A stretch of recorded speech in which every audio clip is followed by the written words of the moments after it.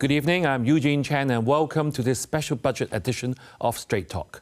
Our guest is Financial Secretary Paul Chan. He needs no introduction and was on this show about a year ago to talk about the 2023 budget. Last week, Mr. Chan released the 2024 budget with the theme Advance with Confidence, Seize Opportunities and Strive for High-Quality Development. So we have invited Mr. Chan again to tell us if this budget can turn the tide for Hong Kong. Welcome, Financial Secretary. Yeah, thank you, Eugene. This is your 7th year in office and your 8th budget. Would you say this budget has been the most challenging one? Well, every year has its own unique circumstances and specific challenges. So this year, perhaps, is a matter of inspiring confidence. Yes, as your theme of the budget says, advance with confidence, seize opportunities and strive for high-quality development. Can you share with us how you arrived with this theme and why you think this is crucial for Hong Kong at this particular point? Well, last year, the asset market was weak. No matter it was the stock market or the property sector. It was because of the geopolitical tensions and the consequential capital outflows, as well as the high interest rate. But our fundamentals are strong, and our prospects in the coming years are very positive. So we do think that this should be the opportunity for us to address this issue and to show our people, look, Hong Kong is very unique. We are very competitive. Over the past few years in attracting strategic enterprises, talents, and capital, we have achieved very good progress. And with the support of the central authorities and the country, Hong Kong will be marching forward strongly. Right. Paul, from what you're saying, it's going to be much better in the years to come. So is it your vision that the future of Hong Kong, with looking at the measures outlined in the budget, and you also mentioned the strength and also the challenges, what would be your overall vision for Hong Kong? Well, Hong Kong will continue to play a very unique role in our country's overall development. And because of the fact that under the one country, two systems arrangement, we, on the one hand, have convenient access and the strong backing of the mainland. On the other hand, facing the international community. So this will be the best place to converge all the capital, all the talents, and that would enable us to continue to prosper. And the way I see it, among the 8 centers positioning stipulated in the 14th five-year plan, the International Financial Center, the International Innovation and Technology Center, these two will be our key engines of growth. Right. Would you say Hong Kong now in 2024 is what we call at a turning point? And will you call this a make or break it budget? Well, since this term of government, we have been very proactive in terms of using the government's catalytic role in fostering economic development and improve the living of the people. And from the business side, under the leadership of the CE, we go all out to attract businesses and capital and talents to come to Hong Kong. And the response so far has been very encouraging. For enterprises, we have attracted over 40 strategic enterprises. Altogether, they are going to invest more than 40 billion in the coming years and creating another more than 13,000 jobs. So this would be impetus for our development. This is just one example. And the talent scheme, we have approved over 140,000 applications. About 100,000 of them have arrived at Hong Kong. So with this new development, we are very confident and very positive. Right. Paul, I noticed the color of your budget booklet is light beige. Is there any significance, especially you're wearing a similar color tie today? Well, Eugene, the color of this year's budget symbolizes a glimmer of dawn. It inspires hope, confidence, and our longing for greater unity in the community to work together. Right. Just now, when you're saying that you want to encourage our investors with confidence, can you give us some examples in your budget that would encourage businesses and investors to do more in Hong Kong and come back to Hong Kong? Well, there are short and medium to long-term measures. In terms of short-term measures, the most important measure is to stabilize the property market and the stock market. So we remove all the demand-side measures in the property markets. And we are going to implement the suggestions of the task force on enhancing liquidity of the stock market. This will be implemented step by step in the coming months. So with this, we hope we will be able to stabilize the asset market. And in the meantime, we'll continue to reach out by showcasing Hong Kong's unique advantages and competitiveness. We'll be able to have more people to come, and the brand of Hong Kong in the international arena will rise again. Yes, and of course, I'm sure the viewers will know that the biggest item on the budget that received a lot of publicity is the lifting of the special stamp duty, the buyer's stamp duty, and the residential stamp duty, the new residential stamp duty. So there has been a lot of discussion. There have been different opinions among the community, and I'm sure all our friends have different views. So what has prompted your final decision, and what impact do you expect this is going to be on the property market, and I say even to a greater extent to the overall economic outlook? Well, when this measure were introduced over 10 years ago, the situation in the property market was very different. At that time, there was short supply, property price went up very quickly, and a lot of buying interest from people outside of Hong Kong. So for the people of Hong Kong at the time, it was difficult to buy a property. Now that the market situation is completely different, we have seen the market with ample supply, and the confidence at this moment, because of different reasons, are comparatively weak. So this is the right time for us to remove all these measures without any significant adverse impact on the price as well as the volume. We do expect the volume to go up, because by removing all these measures, those property which were bought within the past 2-3 years, because of the removal of the special stamp duty, would be available to the market again. So for home buyers, there would be more choices. And apart from removing all these demand-side measures, we asked the Hong Kong Monetary Authority to also relax their mortgage policies back to normal, basically. So for average home buyers, I think now it is easier, a little easier for them if they want to buy a home. Right. Paul, I'd like to just confirm with you that it is the government's policy that Hong Kong's property market be on a healthy cycle, meaning the property can go up, but not like a speculative sort of way that people can't get on the train. Is that right? Yeah, we would like to see the property market to develop on a healthy and stable manner. So would it be a good time for first home buyers to start considering buying right now with the relaxing measures in the mortgages, and also it's for a clear indication the government thinks this is the right time to do something?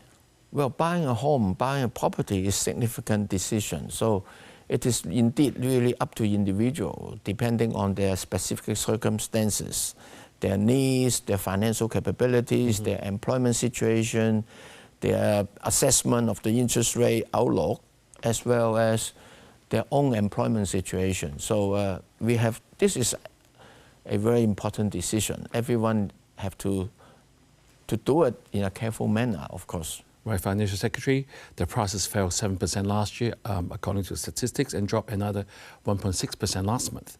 So some say that simply by removing these measures is not enough to reverse the downward trend of prices, because there's such negative factors you mentioned, like the high interest rates and also the so-called weaker economy. So will this measure that you have done with the budget, do you expect a slower sort of in the pace of decline, or you think we will start slowly picking it up again? Well, the property price changes depend on a number of different factors: demand, supply, buyers' interest, interest rate outlook, economic situation.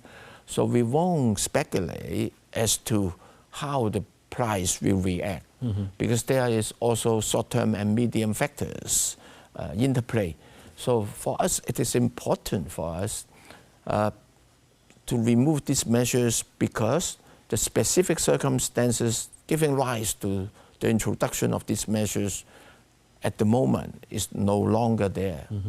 But there's also some saying that from the government that there will always be measures should there be any speculative behavior to ensure market stability. Is that direction? We have been monitoring the property market very carefully and very closely. As I said, from the government standpoint, it is important that this sector will continue to develop in a sustainable, stable, and healthy manner. So all the tools in our toolbox are available if we need.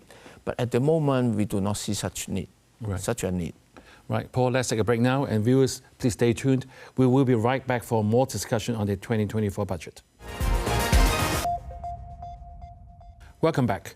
Thank you, Financial Secretary, for explaining to us his strategies behind this year's budget.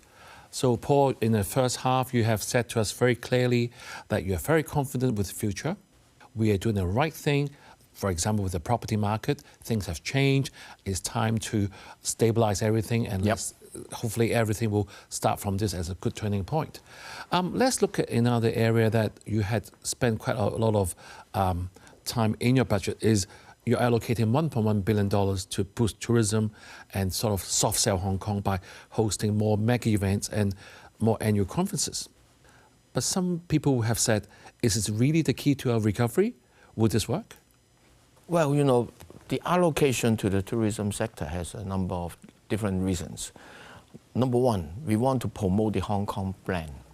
Over the past few years, particularly after the social unrest in 2019 and the COVID period, a lot of people have not been in Hong Kong.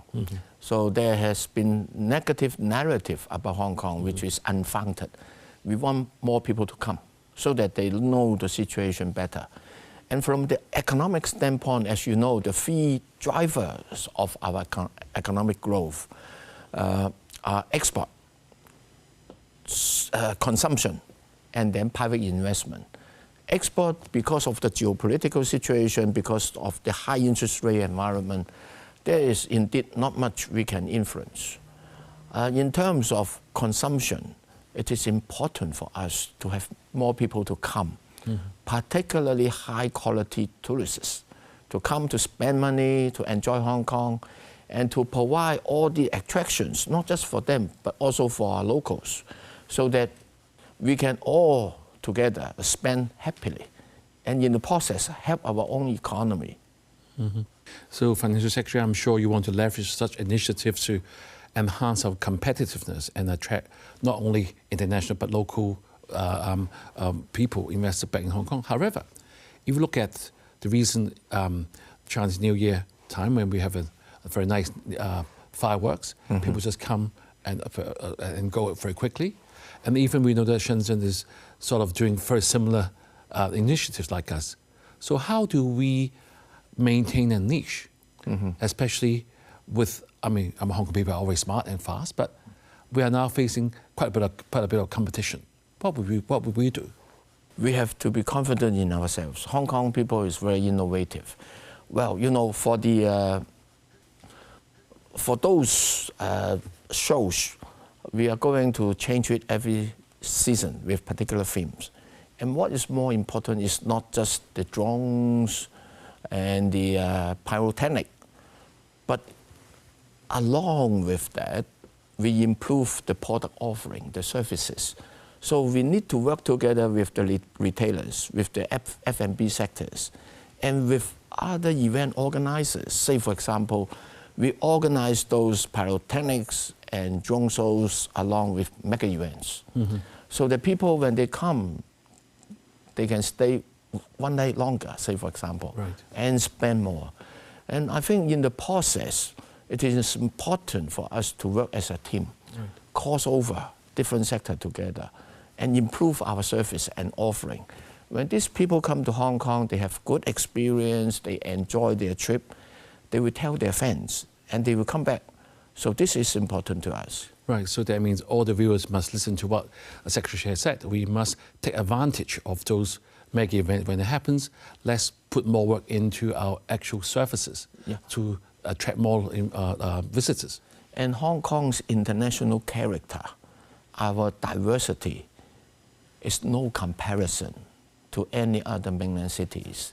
Say, for example, even for F&B, we have over 200 Michelin-recommended restaurants. Nowhere in the world has such a high concentration of top-class F&B. But at the same time, if they want to go to the different districts to try the local delicacies, still a lot to offer. So it is up to us how to package this together so that people want to come. And when they come, they do have wonderful experience and get the services that they deserve. Right, Paul, let's confirm. I want to confirm with you that in the budget you also have done something about to the hotel tax. Yep. Does that mean that, I mean, like a 3%, it's not that much, but does it make sense when we are trying to increase more tourists to come? Because I'm sure the cost will be passed on to the tourists eventually. So what will you say to the hotel industry? Well, you know, that 3% hotel accommodations tax, according to our study, accounting for less than 1% of overnight visitors spending in Hong Kong, so about $60 to $70. People won't, because of that particular additional cost, not to come to Hong Kong. But what is important is, when you look at the budget, we spent over $1 billion in improving the port offerings, in asking the Hong Kong Tourism Board to launch a quality service scheme. So if we are able to enhance our offerings, so that particular slight increase won't be a deterrent. Right, thank you, Paul, for explaining to us. I'm going to throw... In fact, most of the neighboring cities, international cities, they have this kind of tax one way or the other. I see. Right, I'm going to throw you some figures, and hopefully you can explain to the viewers. The consolidated deficit estimated to be $101 billion compared to the forecast provided last year, and the reserve now by end of March is $733 billion by end of March. With the projected decrease in government reserves of $685 billion by the end of 2024 and 2025, how does the government plan to manage this deficit and ensure the sustainability, so to say, of public finances? Because as a citizen, we do worry. You're saying, I mean, we love you to spend more money to the economy, but everything's still dropping compared to what we had before. How would you reassure our viewers this is the right thing to do? Well, there is no cause for alarm. When you look at the other jurisdictions internationally, during the COVID period, different governments recorded substantial deficits. For us, we still have a very healthy fiscal reserve. And in the coming years, starting from this year, we introduce what we call a fiscal consolidation plan. Right. On the one hand, cut expenditure. On the other hand, increase our revenue. And this fiscal consolidation plan's focus is mainly on cutting government expenditures. So at the moment, government expenditure in 24 to 25 accounting for about slightly over 24% of our GDP. 5 years later, it will be reduced to slightly over 20%. Right. And at the same time, by increasing our revenue, the currently revenue accounting for about slightly more than 20% of our GDP. 5 years later, over 22%. It is by carefully navigating the process, minimizing the impact to the livelihood of the people, and minimize the impact on business costs to achieve this fiscal balance in 2-3 years. Mm-hmm. Earlier we mentioned about some of the housing taxes has been scrapped. I mean, how do you mitigate the loss of revenue from that? I mean, well, the demand side measures for the property market was never a handle to increase government revenue. The proper policy consideration should be the residential market itself. And in terms of our revenue, by growing our economy, we are confident that we would be able to balance our book in a few years' time. Right, and most people will know that Hong Kong now is very close to our motherland, and you know that we must be aware of the key factors that will influence the China's hometown, our nation's economic outlook. How do you anticipate such changes going to affect Hong Kong's future? Well, our assessment of the mainland's economic development is that it will continue to grow in a comparatively faster manner compared to other major economies.